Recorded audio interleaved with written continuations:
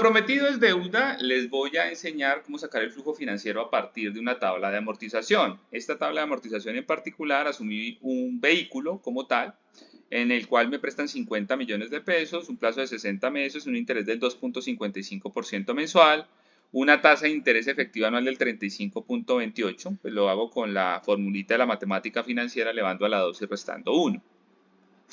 Esa tabla de amortización tiene cinco columnas, una en la que va el tiempo, otra el saldo de capital, otra los intereses, el abono a capital y finalmente la cuota. Saldo de capital, arranco claramente con los 50 millones de pesos, lo que yo arranco debiendo. Sé que el saldo de capital se va a ir disminuyendo a medida de que se va abonando el capital. Los intereses del periodo pues, corresponden a la multiplicación entre la tasa de interés y obviamente el saldo de capital anterior. El valor del abono a capital es la diferencia entre el valor de la cuota y lo que estoy pagando de interés.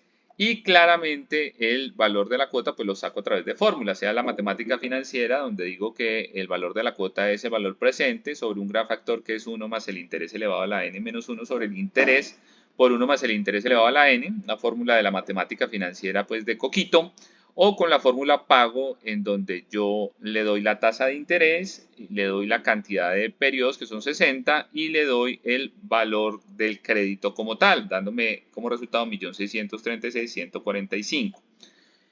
Una vez que tengo estos datos, pues los arrastro hasta el final y me doy cuenta de que está bien hecho el ejercicio porque al final obviamente el saldo de capital es 0, haciendo, digamos, como todo el procedimiento. Ya con esta tabla de amortización ya puedo construir mi flujo financiero. ¿Cómo se construye el flujo financiero? Acá lo hice desde el punto de vista de la persona que pide prestado el dinero. Inicialmente, obviamente, es positivo, más 50 millones de pesos del dinero que le entra a la persona.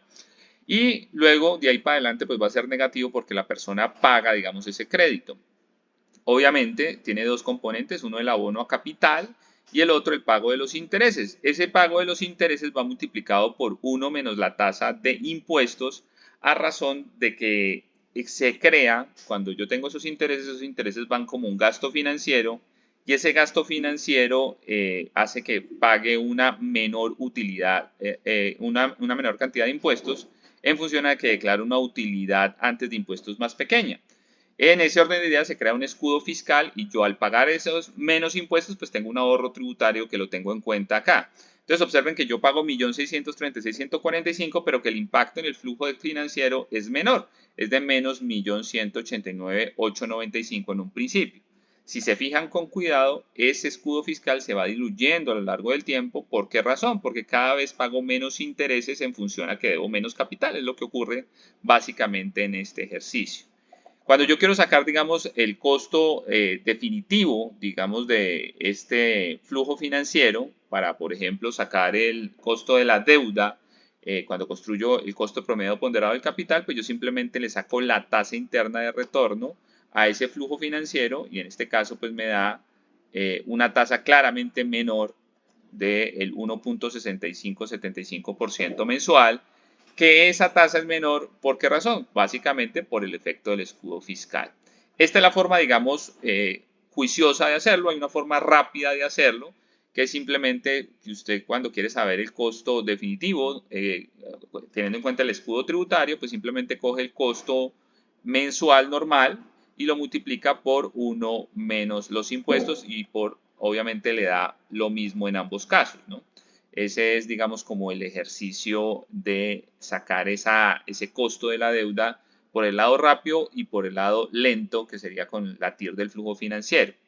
¿Qué pasa entonces cuando es un leasing? Cuando es un leasing funciona de una forma muy diferente. ¿Por qué razón?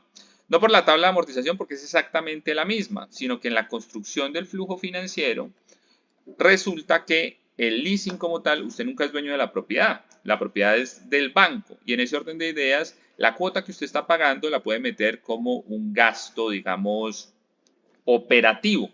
Ahí, digamos, usted tendrá que jugar con ese gasto operativo a la hora, digamos, ya sea de construir los flujos de caja o ya sea a la hora de construir el costo promedio ponderado de capital. O lo extrae de un lado o lo pone en el otro, pero no lo puede poner en los dos lados.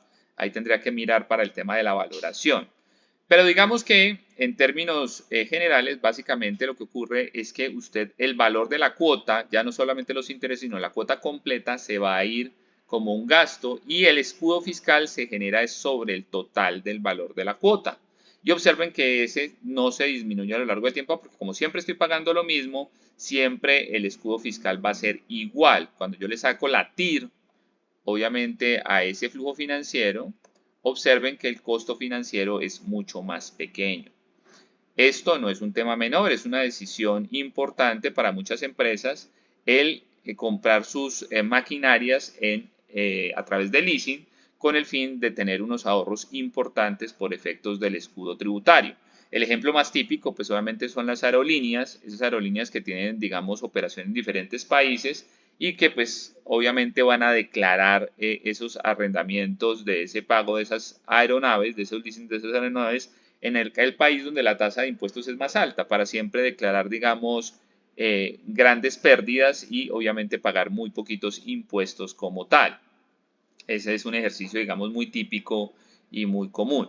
Inclusive, por ejemplo, digamos, esas aerolíneas tienen créditos de fomento, líneas de Bancol, es una cantidad de elementos y la tasa, por supuesto, no es del 2.55% mensual, sino que muchas veces son tasas mucho más pequeñas, tasas del 1.3, 1.4. Si usted lo hace, por ejemplo, con un 1.3 y hace la construcción, que es una tasa, digamos, muy económico, inclusive el costo financiero es negativo. Obviamente, un ejercicio importante el que a uno le estén pagando por pedir plata prestada.